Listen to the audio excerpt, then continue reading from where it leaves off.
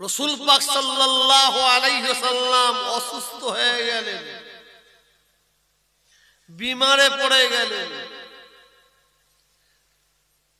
রাসূলের কি অসুস্থ হলো,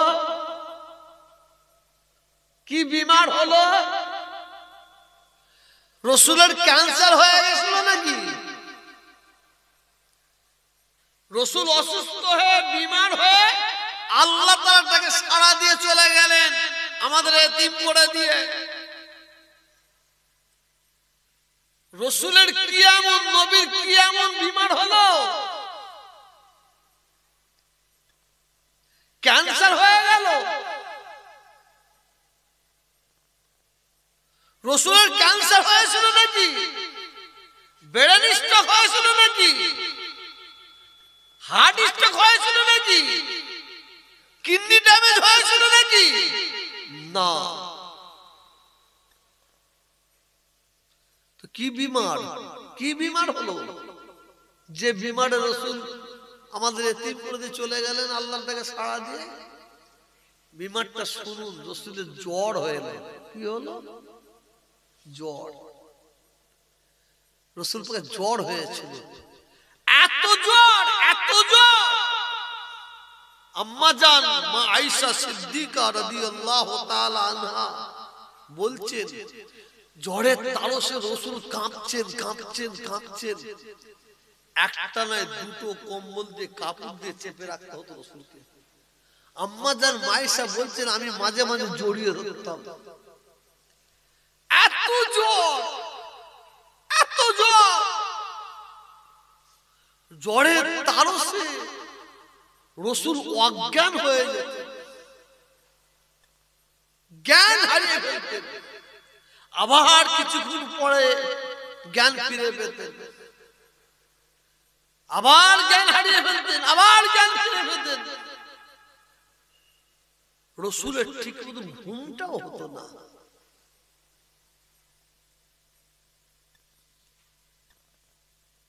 গভীর রাত্রে আম্মা জান মা আয়েশা সিদ্দিকা রাদিয়াল্লাহু তাআলা আনহা বসে আছেন, এদিকে বসে আছেন রাসূলের কলেজার টুকরা, নয়নের মণি, খাতুনে জান্নাত, সাইয়্যিদাতুন নিসা হযরতে ফাতেমা রাদিয়াল্লাহু তাআলা আনহা বসে আছেন। রাসূল তখন কি করছেন? একটু ঘুমাচ্ছেন, একটু ঘুমাচ্ছেন। আম্মা জান মা আয়েশা সিদ্দিকা ফাতেমা রাদিয়াল্লাহু তাআলা চুপচাপ বসে আছেন। রাসূল ঘুমাচ্ছেন, কোনো লড়াচড়া করছেন না। রাসূল যদি ঘুম ভেঙে যায়, গভীর রাত্রে হঠাৎ আল্লাহ রাসূলের হুজরা অর্থাৎ ঘরের দরজায় ঠোকা মারাচ্ছে, ঠোকা মারছে। দরজায় কে যেন ঠোকা মারছে দুম দুম করে। হযরতে ফাতেমা রাদিয়াল্লাহু তাআলা শুনছেন। শোনার পরে উনি একটু রাগান্বিত হয়ে গেলেন, একটু রেগে গেলেন। কেন বলুন তো? আব্বাজান ঘুমাচ্ছে, অনেকদিন পরে একটু আরামে ঘুমাচ্ছে, আর এত রাত্রে কে দরজা ঠুকছে, কে দরজা ঠুকছে? হযরতে ফাতেমা রাদিয়াল্লাহু তাআলা আনহা একটু রাগান্বিত হয়ে গিয়ে, কে এত রাত্রে কে জ্বালাতন করছে, কে জ্বালাতে এসেছে দরজায়, কে জ্বালাতে এসেছে? একটু আওয়াজটা বেশি দিয়ে ফাতেমা রাদিয়াল্লাহু তাআলা আনহা একটু আওয়াজ দিয়ে রাগের সুরে বললেন। যখনই বলছেন এই দিকে লক্ষ্য করে দেখা যায় আমার আপনার নবী, দয়ার নবী, নূর নবী, নবী মুহাম্মদ রাসূলুল্লাহ সকলে পড়লেন সাল্লাল্লাহু আলাইহি ওয়াসাল্লাম। রাসূলের ঘুম ভেঙে যায়। রাসূলের ঘুম ভাঙার পরে রাসূল ফাতেমার দিকে তাকান। ফাতেমার দিকে তাকিয়ে আল্লাহ রাসূল বলেন, ফাতেমা, ফাতেমা, ফাতেমা। জোরে আওয়াজ করো না, ওইরকম আওয়াজ দিয়ে কথা বলো না, আস্তে করে বলো, আস্তে করে বলো।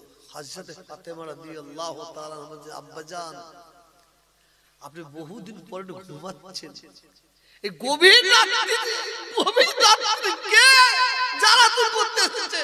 সেই রাগে এটা আওয়াজ দিয়ে বলছে, কে আব্বাজান এত রাতে কে এসেছে? আল্লাহ রাসূল বলেন, ফাতেমা যাও যাও ঘরের দরজাটা খুলে দাও।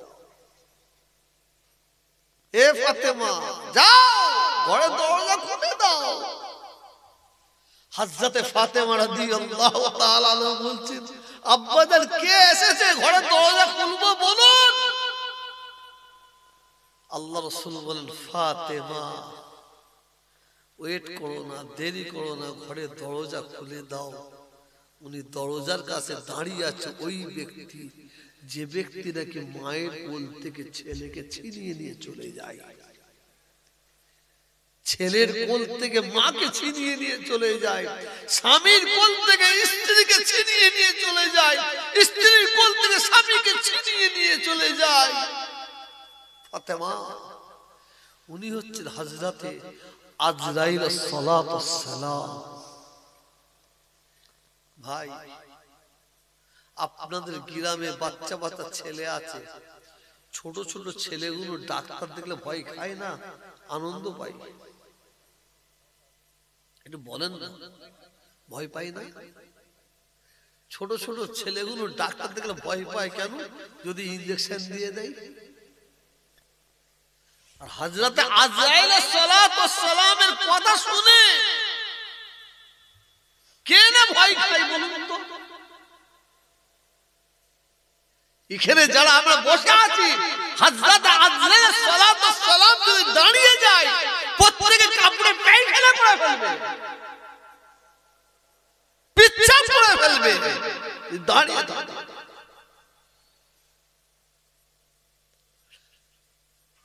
যাও, উনি দাঁড়িয়ে আছেন, হযরত আজরাইল সালাতুস সালাম।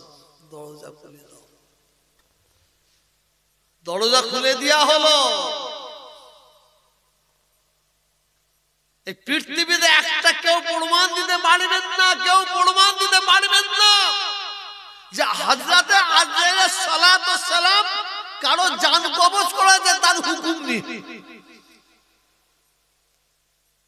শুধু একজন ছাড়া। আমাদের জান কবজ করবে আমাদের হুকুম নিয়ে? কত সহজ। হযরত আজরাইল দাঁড়িয়ে গেলেন, রাসূল বললেন, আজরাইল কি খবর? হযরত আজরাইল সালাতুস সালাম বলেছিলেন, হে আল্লাহর দোস্ত নবী মুহাম্মদুর রাসূলুল্লাহ, সকলে বলুন সাল্লাল্লাহু আলাইহি ওয়াসাল্লাম, আমাকে আল্লাহ আপনার কাছে পাঠিয়েছেন, আর স্বয়ং আল্লাহ আপনাকে সালাম দিয়েছে। সুবহানাল্লাহ। কে সালাম দিয়েছে? আল্লাহ সালাম দিয়েছে। আল্লাহ আপনাকে সালাম দিয়েছে। আর যদি আপনি মনে রাখবেন, যদি আপনি আমাকে হুকুম দেন, আপনার জান কবজ করব। যদি হুকুম না দেন, মুলাকাত করে ফিরে চলে যাব। আল্লাহ রাসূল সাল্লাল্লাহু আলাইহি সাল্লাম বলেন, আজরাইল না, আমি আর দুনিয়ায় থাকতে চাই না, আর দুনিয়ায় থাকতে চাই না, আমি আখিরাতের দিকে রওনা হতে চাই, আল্লাহর দিদার পেতে চাই। বল সুবহানাল্লাহ। খুব মনোযোগ সঙ্গে শুনুন, আমি যে কথাটা বলতে চাইছি এখনো কিন্তু বলিনি আপনাদের। কুরআন পাকের মধ্যে আল্লাহ কতবার বললেন নামাজের কথা? জোরে বলুন, 82 বার। আমার মুসলমান ভাইরা, আমার যুবক ভাইরা, আমার নামাজি পরহেজগারি মুক্তাদি আল্লাহ ওয়ালা ভাইরা, পর্দার আড়ালের আমার মা বোনেরা, কানটা খাড়া করে শুনে নিন। রব্বুল আলামিন দয়াময় আল্লাহ তাআলা একবার নয়, দুবার নয়, চারবার নয়, ছবার নয়, বিরশিটা জায়গায় বিরশিবার আল্লাহ আপনাকে আমাকে জানিয়ে দিলেন ওয়াকিমুস সালাত ওয়াকিমুস সালাত, তোমরা নামাজ কায়েম করো, নামাজ কায়েম করো, নামাজ কায়েম করো। হযরতে আজরাইল সালাতু সালাম বলেন, আয় আল্লাহর দোস্ত নবী, আল্লাহ আমাকে আপনার কাছে পাঠিয়েছেন, আল্লাহ আমাকে আপনার কাছে পাঠিয়েছেন, আল্লাহ আমাকে আপনার কাছে পাঠিয়েছেন। যদি আপনি আমাকে হুকুম দেন তবেই আপনার জান কবজ করব, আর যদি আপনি আমাকে হুকুম না দেন মুলাকাত করে চলে যাব। আমার নবী আপনার নবী, দয়ার নবী, নূর নবী, নিষ্পাপ নবী, মাসুম নবী। হযরতে আজরাইলকে বলেন, আজরাইল না না না না, আমি আর দুনিয়ায় থাকতে চাই না, আমি আখিরাতের দিকে রওনা হতে চাই, আমি আল্লাহর দিদার পেতে চাই। বলার সঙ্গে সঙ্গে হযরতে আজরাইল সালাতুস সালাম আল্লাহর নবীর সিনা মুবারকের উপরে, বুকের উপরে হাতটা রেখে দিলেন। আজকে আমরা এখানে বসে বসে আল্লাহ আল্লাহ রাসূলের কথা শুনছি, ঠান্ডা লাগছে, ঠান্ডা ঠান্ডা, নিচু দিয়ে ঠান্ডা উঠছে, উপর দিয়ে ঠান্ডা, কখন ছাড়বে রে বাবা, কখন ছাড়বে রে বাবা। আমার নবী আপনার নবী, দয়ার নবী, নিষ্পাপ নবী, মাসুম নবীর কথা একটু চিন্তা করুন, চিন্তা করুন। এখনই জলসা শেষ হয়ে যাবে, তাবনাজাত হয়ে যাবে, তাবারকটা নিয়ে বাড়ি চলে যাব, মোটা মোটা কম্বল গায়ে দিয়ে দেবো, বালিশ মাথায় দিয়ে আরামে ঘুমাবো। আমি যে নবীর কথাই ঠান্ডার সময় গভীর রাত্রে বলছি, সেই আমাদের নবী, সেই আমাদের নেতা, সেই আমাদের সরদার। হায় রে হায়, আমাদের নবী, দয়ার নবী, নিষ্পাপ নবী, আপনার আমার জন্য 63টা বছর, আপনার আমার জন্য 63টা বছর আরামের বিছানায় ঘুমাই না, আরামের বিছানায় ঘুমাই না। আল্লাহর নবী, দয়ার নবী, আমার নবী, আপনার নবী 63টা বছর পেট ভরে আপনার আমার জন্য খেলেন না, আপনার আমার জন্য 63টা বছর আপনার আমার জন্য আল্লাহর নবী, দয়ার নবী একমাত্র আল্লাহর কাছে ফরিয়াদ করে গেছেন। সেই নবীর সিনা মুবারকের উপরে হাত রেখে দিয়েছে আজরাইল। যখনই আল্লাহর নবী সিনা মুবারকে বুকের উপরে হাতটা রেখে দিয়েছে, হাতটা রাখার সঙ্গে সঙ্গে আমাদের নবী সহ্য করতে পারে না, আজরাইলের হাতের ভার সহ্য করতে পারে না, বলে চিল্লে উঠেছেন, বলে চিল্লে উঠেছেন, বলে চিল্লে উঠে আল্লাহর নবী বলেন, আজরাইল তাড়াতাড়ি আমার বুকের থেকে হাতটা সরিয়ে নাও, সরিয়ে নাও। হযরতে আজরাইল সালাতুস সালাম যখনই আল্লাহর নবীর বুকের উপরে, সিনা মুবারকের উপরে হাতটা রেখে দিয়েছেন, ওই সময় আল্লাহর নবীর ফাতেমার কথা মনে পড়ে না, ফাতেমার কথা মনে পড়ে না, ইমাম হাসান হোসেনের কথা মনে পড়ে না, আলীর কথা মনে পড়ে না। আল্লাহর নবীর সিনা মুবারকের উপরে যখন হাতটা রেখে দিয়েছে, আল্লাহর নবীর ওই মওতের সময় সময় আমাদের সকলের কথা মনে পড়ে গেছে। আল্লাহর নবী, দয়ার নবী সঙ্গে সঙ্গে বলছেন, আজরাইল তুমি আমার বুকের উপর থেকে হাতটা সরিয়ে নাও। হযরতে আজরাইল হাতটা সরিয়ে নিয়েছে। আল্লাহর নবী, দয়ার নবী আজরাইলকে বলছেন, আজরাইল তুমি এত বড় নিষ্ঠুর, এত বড় নিষ্ঠুর, তোমার দিলটা এত পাষাণ। আমি নবী, আমার জানা ছিল না, আমার জানা ছিল না। এ আজরাইল, এ আজরাইল তুমি আমার বুকের উপরে হাত রেখে দিয়েছ, আমার বুকের উপরে তুমি হাত রেখে দিয়েছ। না না না, মনে হচ্ছে উহুদ পাহাড়টাকে তুলে নিয়েছে, তুমি আমি নবী আমার বুকের উপরে চাপিয়ে দিয়েছ। এই কথাটা বলার সঙ্গে সঙ্গে, এই কথাটা বলার সঙ্গে সঙ্গে হযরতে আজরাইল সালাতুস সালাম আল্লাহর নবীকে বলেন, এই আল্লাহর দোস্ত নবী মুহাম্মদুর রাসূলুল্লাহ, সকলে পড়েলেন সাল্লাল্লাহু আলাইহি ওয়াসাল্লাম, এই আল্লাহর দোস্ত নবী, আমি আজরাইল বলি, শুনুন শুনুন শুনুন, আমি আজরাইল আপনার আগে যত নবী পৃথিবীর জমিনে এসেছে, যত নবীর উম্মত উম্মতি পৃথিবীর জমিনে এসেছে, এমন কিনা আপনার যত উম্মত উম্মতি পৃথিবীর জমিনে এসেছিল তাদের জান কবজ করেছি। এই আল্লাহর দোস্ত নবী, আপনার আগে যত নবী, যত নবীর উম্মত উম্মতির জান কবজ আমি আজরাইল করেছি, এবং আপনার যত উম্মত উম্মতির জান আমি কবজ করেছি।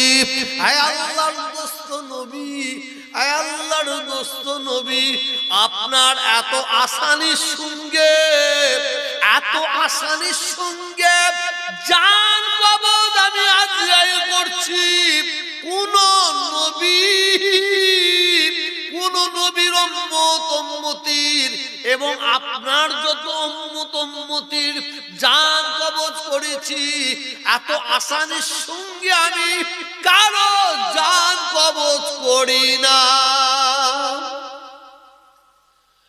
আল্লাহ রাসূল সাল্লাল্লাহু আলাইহি ওয়াসাল্লাম আজরাইলের কথা শুনে আজরাইলের মুখের দিকে তাকিয়ে আছেন। আল্লাহর নবী দুই চোখে কোনা দিয়ে পানি top top top top top top করে পড়ছে। আজরাইল তুমি আমাকে কি শোনালে? আজরাইল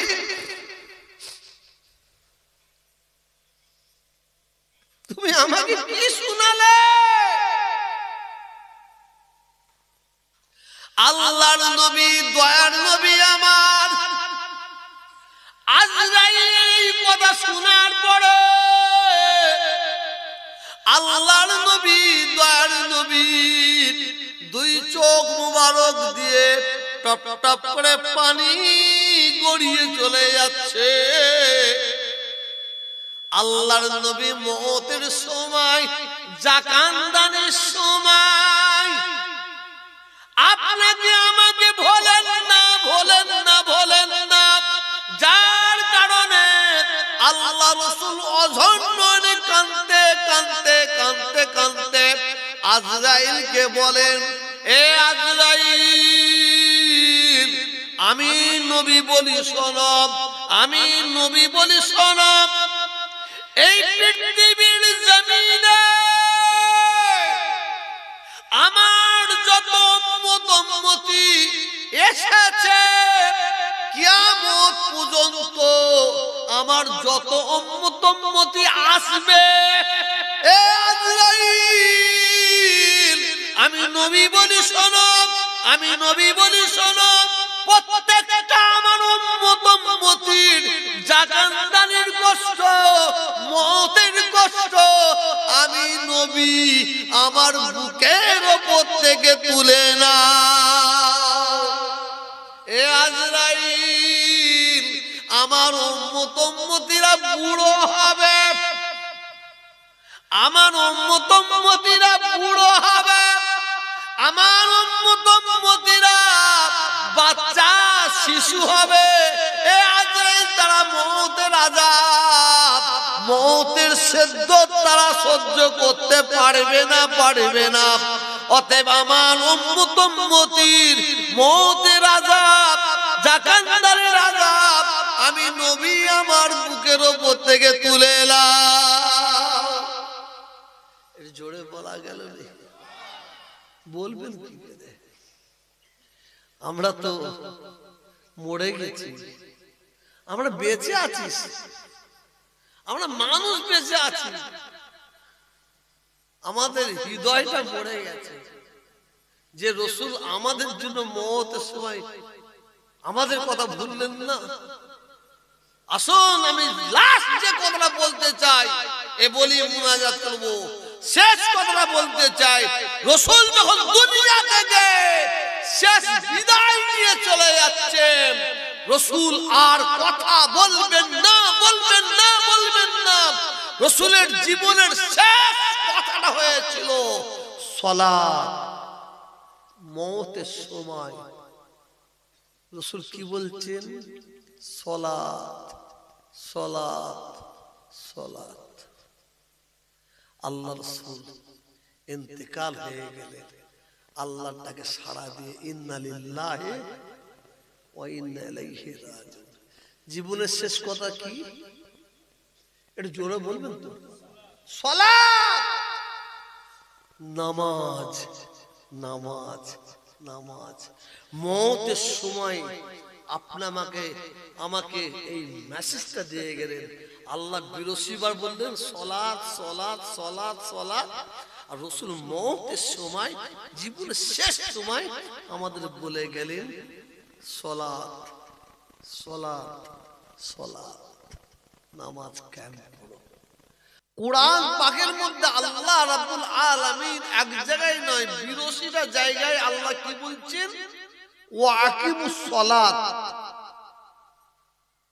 ওয়া আকিমুস সালাত, তোমরা নামাজ কায়েম করো। কি বললেন? নামাজ পড়ো নয়, নামাজ পড়ার কথা বলে না, নামাজ জোরে বলুন কায়েম করো। এটা হচ্ছে আলু লাগানোর মরশুম। মরশুমটা হচ্ছে আলু লাগানো। আপনি একটা বীজ আলু কাটুন, ৪ টুকরো করুন, যেটা করে চাষিরা। ৪ টুকরো করে আপনার বাড়ির সামনে একটু শাবল দিয়ে খুঁড়ুন, খুঁড়ে পুঁতে দেন, যে মাটি চাপা দিয়ে দেন, পানি ঢালেন। কি মনে করেন আলু পাবেন? আলু পাবেন? সম্ভব? আর আপনি জমিকে চাষ করুন, মাটিটাকে সুন্দরভাবে তৈরি করুন, একদম মোলায়েম মিহি সুন্দর মাটি তৈরি করুন। আর এক একটা গর্তই একটা করে আলু বসিয়ে যান, চাপা দিন, সময় সময় পানি দেন, সার দেন,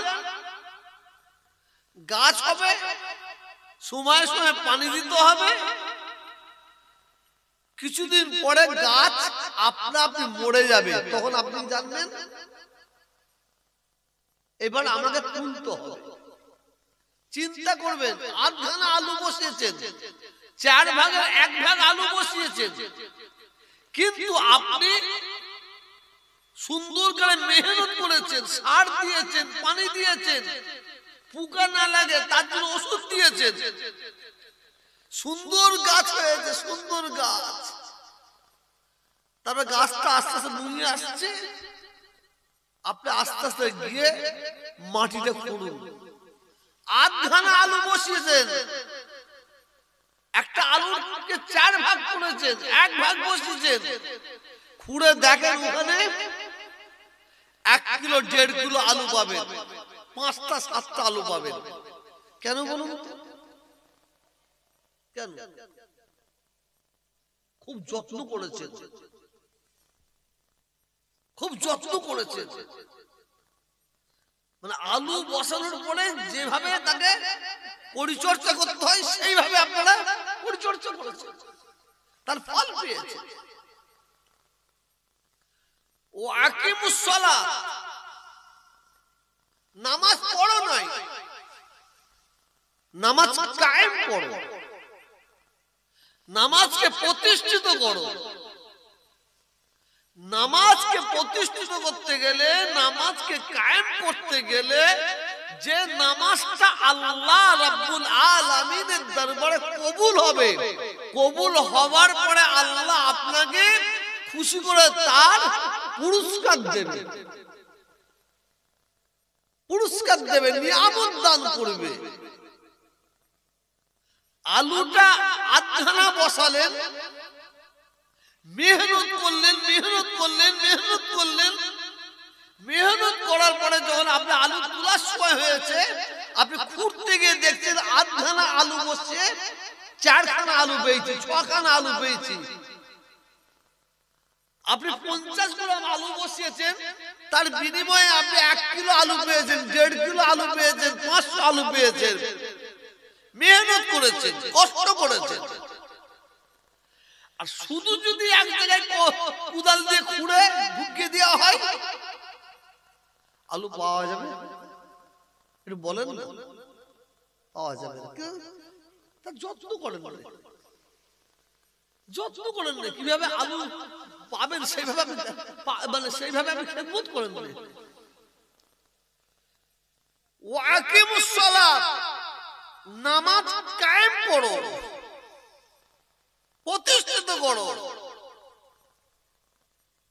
আল্লাহকে খুশি করার জন্য, আল্লাহকে সন্তুষ্ট করার জন্য, আল্লাহকে রাজি করার জন্য যদি আপনি আমি মনে প্রাণে আল্লাহর জন্য নামাজ পড়ি,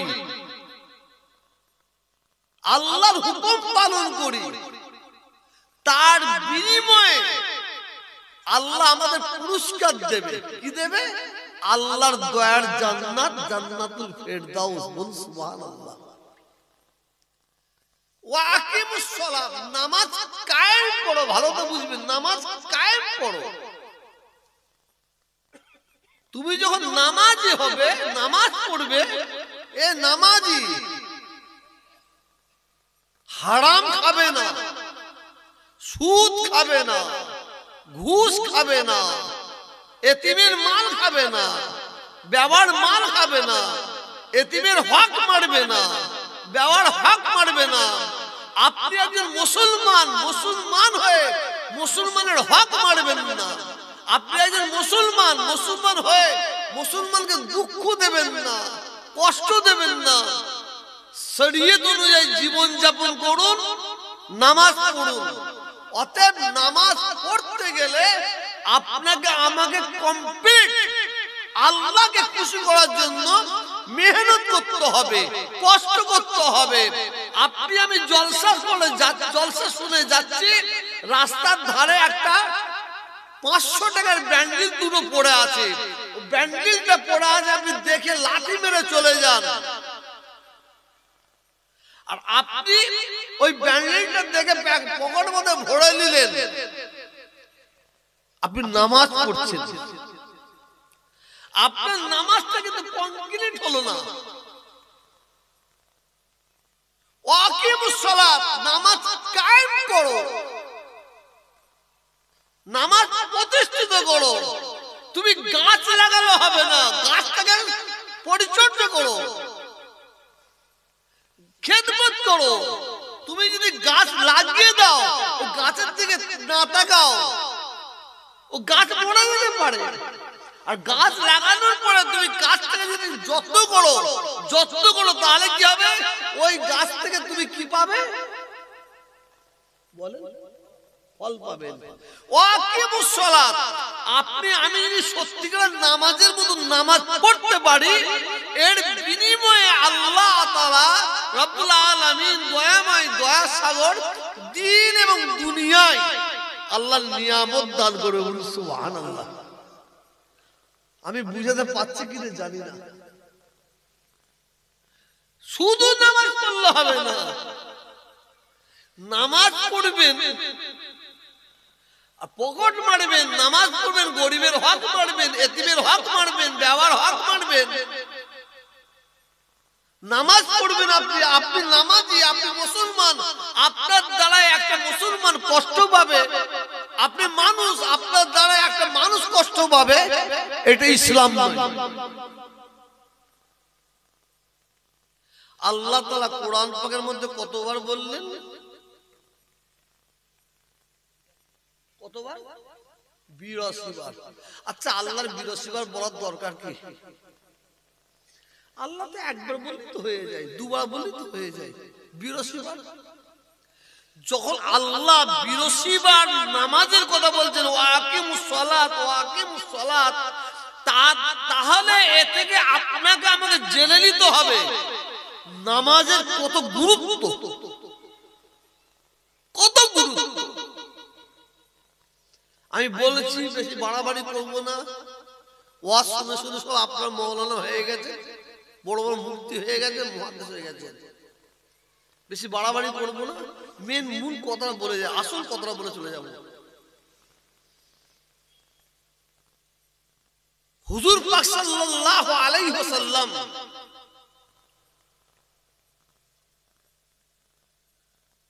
জীবনে জীবনে আর কথা বলবেন না দুনিয়ায়, জীবনে। হুজুর পাক সাল্লাল্লাহু আলাইহি ওয়াসাল্লাম পৃথিবীর জমিনে কত বছর হায়াতে ছিলেন? 63 বছর। হায়াতে ছিলেন মানে আপনার আমার মতন ছিলেন। আমাদের নবী হায়াতের নবী, আমার নবী আপনার নবী মুর্দা নবী নয়। কারণ আল্লাহ কোরআনের মধ্যে বলেছে, কুল্লু নাফসিন যায়িকাতুল মউত। আল্লাহ তাআলা যাকে নাম দান করে তার মওতের স্বাদ চাখাবেন। আল্লাহ রাসূলকে মওতের স্বাদ শিখিয়েছেন। নবী মানুষ, নবী মানুষ, নবী ফেরেশতা নয়, নবী জিন নয়, নবী মানুষ। পৃথিবীতে একটা লোক কেউ বলে না নবী ফেরেশতা, পৃথিবীতে একটা কোনো লোক বলে না যে নবী জিন। নবী মানুষ, অবশ্যই আমরা মানুষ, নবীও মানুষ। আমাদের কেউ জিন বলে না, নবীকে কেউ জিন বলে না। আমাদের কেউ ফেরেশতা বলে না, নবীকে কেউ ফেরেশতা বলে না। নবীকেও মানুষ বলেছে, আমাদেরও মানুষ বলেছে। নবী মানুষ আর আমরা মানুষ, এ মানুষে মানুষে আসমান জমিন ডিফারেন্স। বলুন সুবহানাল্লাহ, একটু জোরে বলুন সুবহানাল্লাহ। আমি এদিকে যাচ্ছি না। তা আল্লাহ রাসূল দয়ার নবী জীবনের শেষ কথা আর বলবেন না। আর রাসূল পাক সাল্লাল্লাহু আলাইহি ওয়াসাল্লাম জীবনের শেষ বক্তব্য রেখেছিলেন, আর জীবনে কোনো বক্তব্য রাখবেন না। জীবনের শেষ বক্তব্যটা রাসূলের কোথায় ছিল জানেন? জানেন? জীবনের শেষ বক্তব্য ছিল রাসূল সাল্লাল্লাহু আলাইহি ওয়াসাল্লামের, আমরা সবাই জানি।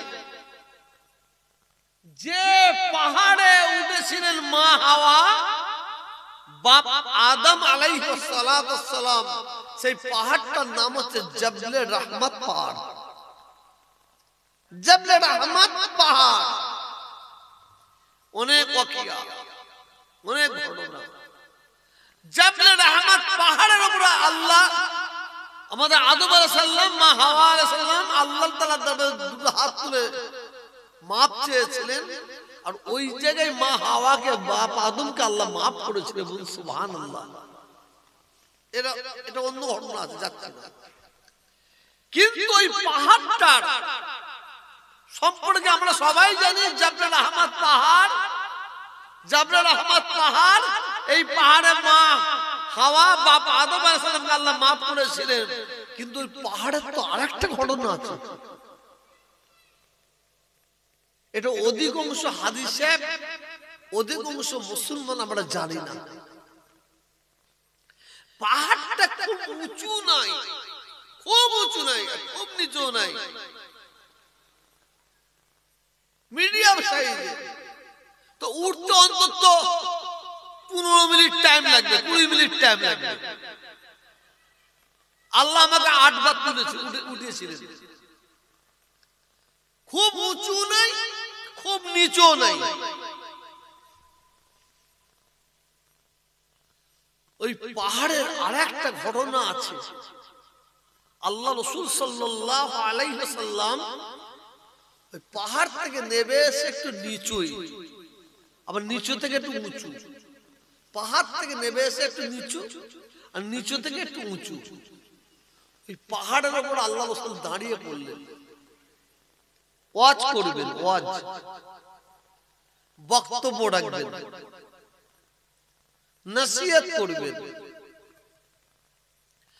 আল্লাহ রাসূলের বক্তব্য শোনার জন্য, ওয়াজ শোনার জন্য, নসিহত শোনার জন্য রাসূলের সাহাবারা সব দাঁড়িয়ে পড়লেন। রাসূল কিন্তু বসে বসে বক্তব্য রাখেন না, এই পাহাড়ে দাঁড়িয়ে দাঁড়িয়ে বক্তব্য রেখেছিলেন।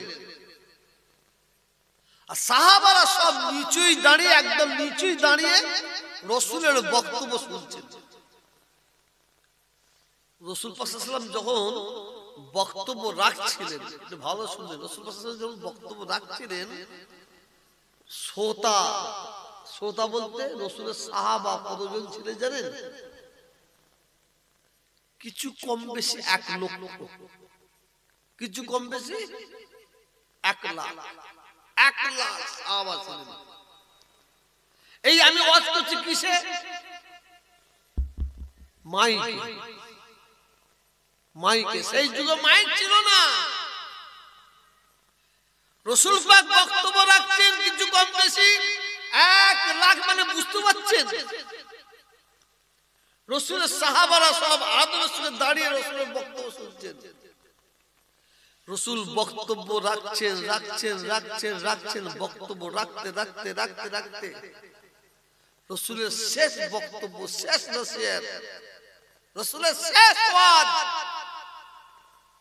বিসমিল্লাহির রহমানির রহিম, কুল্লু নাফসিন যায়িকাতুল মাউত। শেষ ওয়াজ, বক্তব্য রাখছেন, বক্তব্য রাখছেন, বক্তব্য রাখছেন, বক্তব্য রাখছেন, শেষ বক্তব্য। আর জীবনে রাসূল বক্তব্য রাখবেন না, জীবনে রাসূল ওয়াজ করবেন না। বিসমিল্লাহির রহমানির রহিম, কুল্লু নাফসিন যায়িকাতুল মাউত। আল্লাহ রাসূল সাহাবাদের উদ্দেশ্যে বলছেন, আয় আমার সাহাবারা, কিতাবের মধ্যে পাওয়া যায় আল্লাহ রাসূল যখন বক্তব্য রাখছিলেন, কিছু কম বেশি 1 লক্ষ সাহাবা নিজে কানে সবাই শুনতে পাচ্ছিলেন। বলুন সুবহানাল্লাহ। 1 লক্ষ সাহাবা রাসূল বক্তব্য রাখতেন বিনা মাইকে, প্রত্যেকটা সাহাবা নিজে কানে রাসূলের বক্তব্য শুনছেন। রাসূল বক্তব্য দিতে দিতে শেষ বেলায় শেষ বক্তব্য রাখছেন, আয় আমার সাহাবারা, আয় আমার উম্মত উম্মতিরা, কুল্লু নাফসিন যায়িকাতুল মাউত, মাউত, মাউত। আল্লাহ তাআলা যাকে নাস দান করেছে, ওই ব্যক্তিকে আল্লাহ তাআলা মওতের স্বাদ চাখাবেন। অতএব আমি তোমাদের নবী, আমি তোমাদের রাসূল, আমি তোমাদের পয়গম্বর বলি, শোনো, হয়তো হয়তো তোমাদের মাঝে আমি আর বেশি দিন থাকবো না। আমি আর তোমাদের মাঝে বেশি দিন থাকবো না। আল্লাহর ডাকে আমাকে সাড়া দিতে হবে।